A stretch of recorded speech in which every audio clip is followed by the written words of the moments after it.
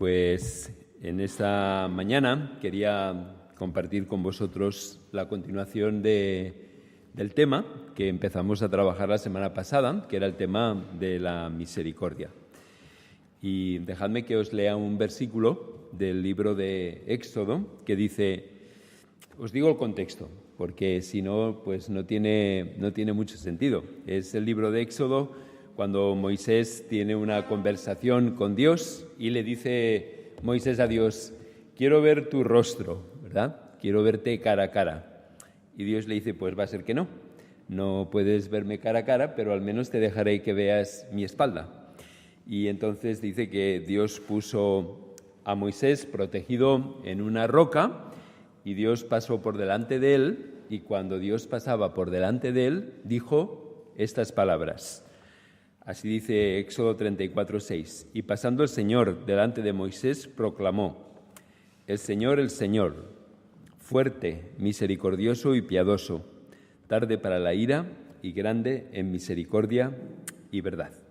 El Señor, fuerte, misericordioso y piadoso, tardo para la ira y grande en misericordia. Luego ya volveremos a este texto, pero la semana pasada estábamos hablando de la parábola del buen samaritano, y es una palabra que es bastante conocida entre todos nosotros y ya la hemos oído en multitud de ocasiones.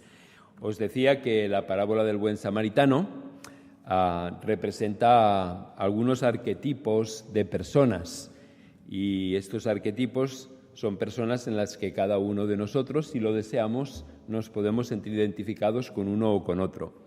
El primer arquetipo es el arquetipo del viajero, es aquella persona que va viajando de Jerusalén a Jericó y es atacada. Representa un tipo de personas, el tipo de personas que sufre las consecuencias de sus propias decisiones.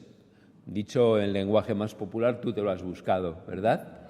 Después también teníamos el arquetipo del sacerdote, que es aquel que va por el camino, ve las necesidades, pero no quiere involucrarse en esas necesidades. Está más preocupado por la doctrina que por el amor y la caridad. Representa ese arquetipo. A mí lo que me interesa es lo abstracto de la fe, pero no me interesan los aspectos prácticos. Después pasa un levita, que era un ayudante en el templo, y el levita representa el arquetipo de aquel que le gustaría involucrarse, pero le da miedo de las consecuencias que puede tener involucrarse. Involucrarse me puede dañar a nivel emocional, a nivel personal, así que mejor me abstengo. Y finalmente el samaritano, que es aquel que actúa movido por la necesidad del otro y que es el arquetipo del que delante de una necesidad se lanza, sin pensar necesariamente en las consecuencias. Después, Jesús le dice a aquel maestro de la ley que le había preguntado ¿quién es mi prójimo? Le dice, ve y haz tú lo mismo. Eso es lo que hablamos el domingo pasado, la necesidad de que nosotros hagamos lo mismo que hizo aquel samaritano, es decir, tener misericordia por la persona que está en necesidad. Hoy me gustaría compartir con vosotros 3 ideas. La primera idea es definir qué es misericordia. Cuando hablamos de misericordia, ¿de qué estamos hablando? Para que tengamos un lenguaje común y para que todos estemos en la misma página. La segunda idea es entender que la misericordia no es una opción, sino que la misericordia es una exigencia bíblica. Y la tercera idea que quiero compartir con vosotros es la idea de que la misericordia es una prueba de la autenticidad de nuestra fe. Es decir, ¿qué es misericordia? La misericordia como una exigencia bíblica y finalmente la misericordia como una prueba de la autenticidad o de la realidad de nuestra fe. Vayamos a la primera. ¿Qué es misericordia? La misericordia es un atributo de nuestro Dios. Por eso os quería mencionar este pasaje, porque cuando Dios se define a sí mismo, esta es un pasaje de la Biblia donde Dios dice, yo soy, ¿cómo soy yo? Y dice, soy misericordioso. En 2 ocasiones habla de que Dios es misericordioso. Y la misericordia es un atributo del carácter de Dios, y es un atributo que tiene relación con la miseria del ser humano. Es decir, que cuando Dios ve al ser humano, lo ve en su situación de miseria, en su situación de necesidad, en su situación de abandono, Dios se siente movido a ayudarle y Dios se siente movido a intervenir en esta situación de necesidad del ser humano. ¿Me supe explicar? Así que la misericordia es cuando Dios ve nuestra realidad, nuestra realidad de miseria, nuestra realidad de necesidad, nuestra condición moral, social, espiritual y emocional, Dios, en vez de abstraerse, se siente motivado y se siente inclinado a ayudarnos. Déjame que os hable muy brevemente de la etimología de la palabra misericordia. La palabra misericordia es una palabra latina, como tantas y tantas de las que usamos, y viene de la combinación de dos palabras. En primer lugar es miserere, que significa tener compasión de alguien, y la segunda palabra es la palabra cordis, que es la palabra corazón. Por lo tanto, misericordia es aquel corazón que delante de la necesidad del otro se ve movido a la acción. La palabra misericordia es aquel corazón que delante de la necesidad del otro se ve movido a la acción. Me parece que hay un par de cosas que son interesantes aquí. La primera es que hay una diferencia entre misericordia y pena. Muchos de nosotros, cuando vemos las noticias en la televisión o cuando pasamos por la calle o cuando vemos a alguien en necesidad, podemos sentir pena, ¿verdad? Pero hay una diferencia entre pena y misericordia. La pena no nos lleva a la acción. La misericordia forzosamente nos ha de llevar a la acción. Esa es la gran diferencia. A veces confundimos las diferentes emociones que experimentamos y las diferentes emociones las mezclamos y pensamos que tenemos misericordia o que tenemos compasión cuando única y exclusivamente lo que sentimos es pena. Vemos la situación de una persona, mentalmente podemos procesar lo que le está pasando a esta persona, mentalmente podemos entenderlo, pero no nos sentimos en absoluto movidos o en la obligación de hacer algo por suplir esa necesidad o por suplir esa situación que estamos viendo que la persona experimenta. La auténtica misericordia siempre nos lleva a la acción y la auténtica misericordia siempre está orientada al ser humano. Es decir, no puedes tener misericordia hacia tu coche, aunque algunos cuidamos más el coche tal vez que al prójimo, ¿verdad? No puedes tener misericordia de tu casa, ni puedes tener misericordia de tu móvil. Siempre has de tener misericordia orientada y dirigida hacia un ser humano. ¿Me supe explicar? ¿Sí? Así que la primera idea que quería compartir con vosotros es la idea de qué es misericordia. De cuando hablamos de misericordia, ¿de qué estamos hablando? La segunda idea que quería compartir con vosotros es que la misericordia es una exigencia de la palabra de Dios. Y me gustaría hacer muy brevemente un repaso del Antiguo Testamento y del Nuevo Testamento. ¿Alguien puede pensar cuál fue el primer acto de misericordia registrado en la historia bíblica? Pensad por un momento. ¿Cuál puede ser el primer acto de misericordia al ver a alguien en necesidad? Caín. No, hay uno antes que Caín, pero vas cerca. Pensad.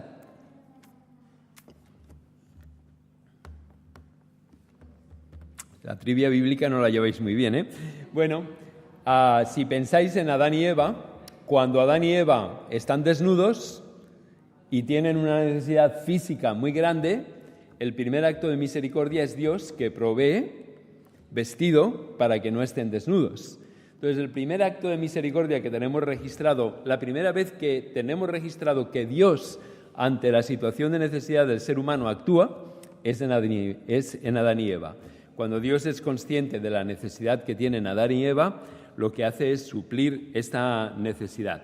Después, si vamos al Antiguo Testamento, veremos que en la ley de Moisés, una y otra vez, Dios habla de la necesidad de tener misericordia hacia las personas que están en necesidad. De hecho, Dios en la ley de Moisés, en la ley que dio al pueblo de Israel, no lo dejaba simplemente a la discrecionalidad de las personas. Dicho de otra manera, Dios no se fiaba del todo de que las personas se moverían por sí solas al ver la necesidad de su prójimo, sino que de una manera muy clara y muy específica dictaminó leyes para que aquellas personas que estaban en situación de necesidad pudieran ser atendidas. Hay una expresión en el Antiguo Testamento que es la expresión el huérfano, la viuda y el extranjero. El huérfano, la viuda y el extranjero es una frase hecha que sirve para de alguna manera poder expresar y poder abarcar a todas aquellas personas que estaban en necesidad. Dios tenía una preocupación por las personas que estaban en necesidad Y en la ley de Moisés dice algo muy importante. Para Dios, la santidad personal es muy importante, pero también es muy importante la justicia social.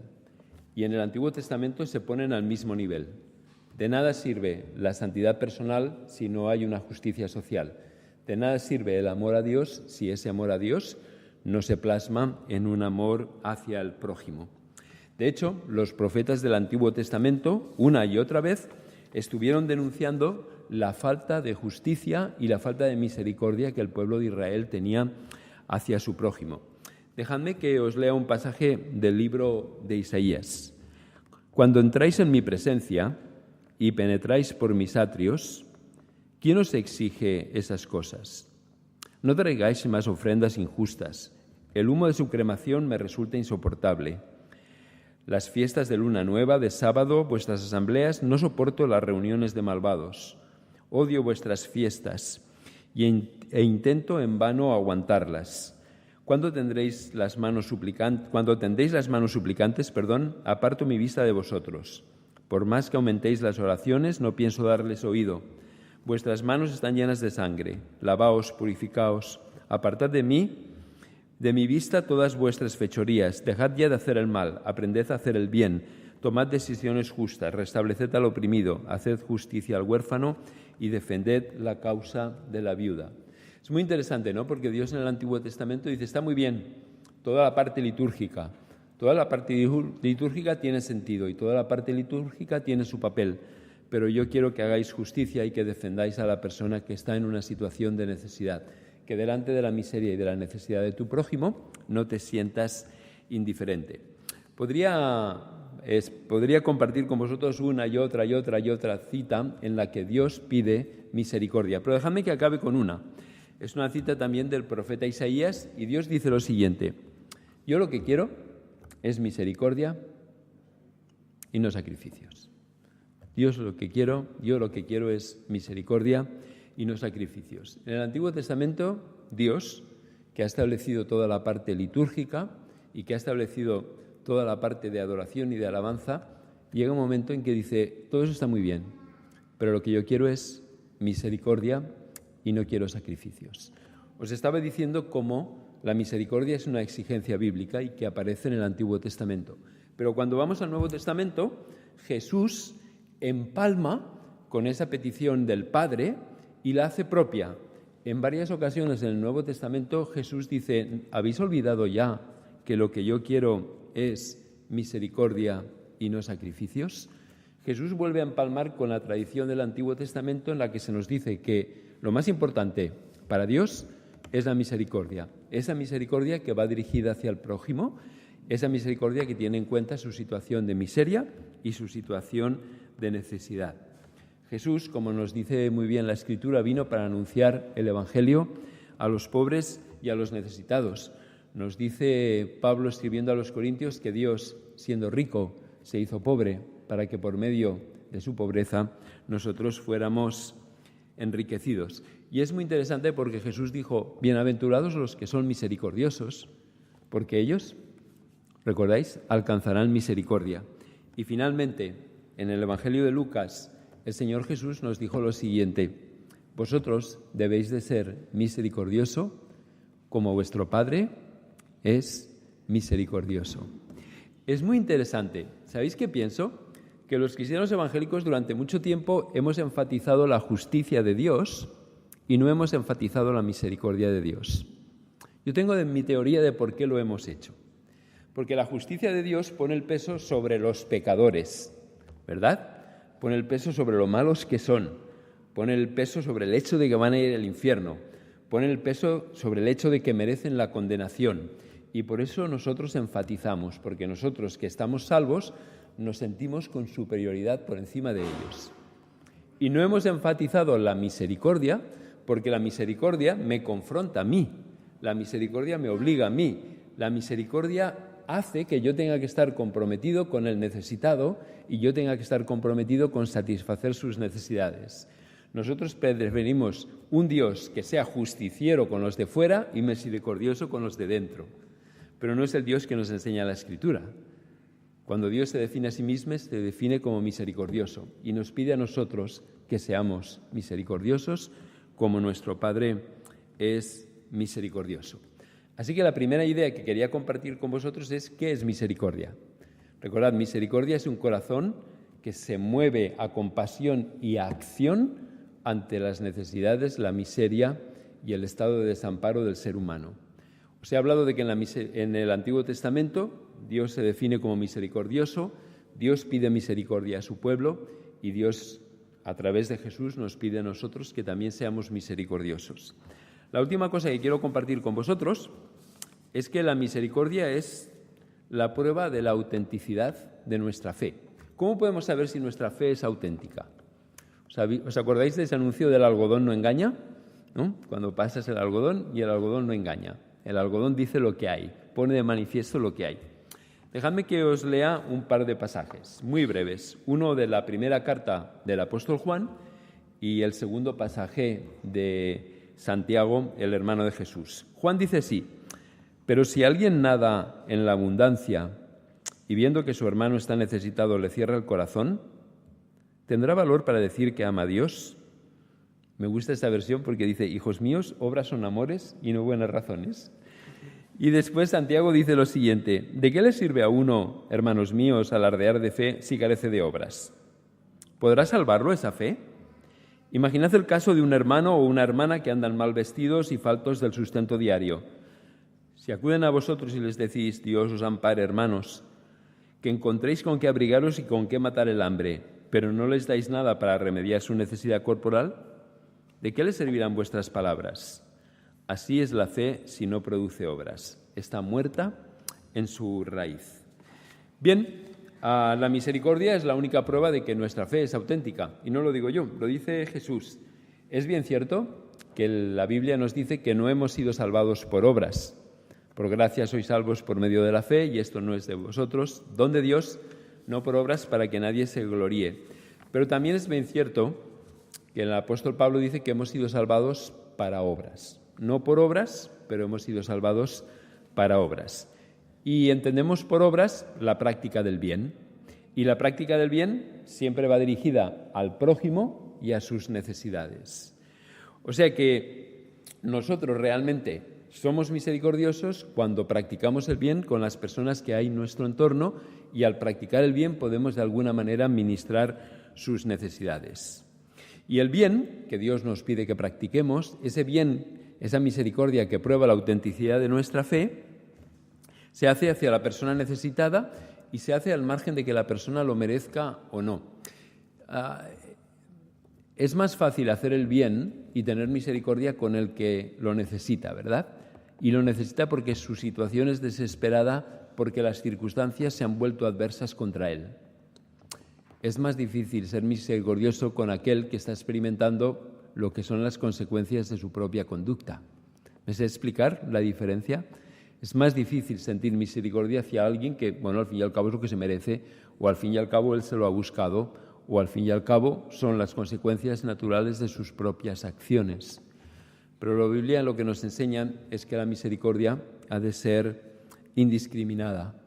Lo que nos enseña la Biblia es que Dios expresa misericordia de manera indistinta hacia el que se lo merece y hacia el que no se lo merece. Dios no tiene en cuenta si el hombre se merece su amor, su misericordia y su compasión. Simplemente ve su estado de necesidad y eso le mueve a actuar. De la misma manera, nosotros cuando actuamos con misericordia hacia el ser humano y hacia sus necesidades, lo que estamos haciendo es simplemente imitar el carácter de nuestro Padre. Eso es lo que quería compartir con vosotros en esta mañana. ¿Os puedo decir una cosa? Desde aquí os noto fríos y tensos. Es lo que simplemente os expreso lo que desde aquí se siente, ¿eh? O sea, a veces el clima espiritual se siente de una manera y a veces el clima espiritual se siente de otra manera. Hoy me gustaría deciros, y fijaos bien que el lenguaje es muy importante, que yo siento el clima espiritual como frío. No estoy diciendo que vosotros estéis fríos, estoy diciendo que yo siento el clima espiritual como frío, y especialmente al hablar de este tema tan importante como es la misericordia. Bien, es lo que quería compartir con vosotros, estas 3 ideas. La misericordia es esa acción del corazón que nos mueve a ayudar a la persona que está necesitada. Quería compartir con vosotros que en la Biblia una y otra vez se nos insiste en que hemos de tener misericordia y que la misericordia siempre va dirigida hacia el ser humano. Y la tercera cosa que quería compartir con vosotros es que la misericordia es la prueba de que nuestra fe es una fe genuina y auténtica, ¿verdad? Y dejaros simplemente con la palabra del Señor Jesús. Lo que yo quiero es misericordia y no sacrificios. Que el Señor os bendiga y nos permita durante esta semana poder detectar, poder encontrar y poder actuar en las necesidades de nuestro prójimo y ser misericordiosos con sus vidas.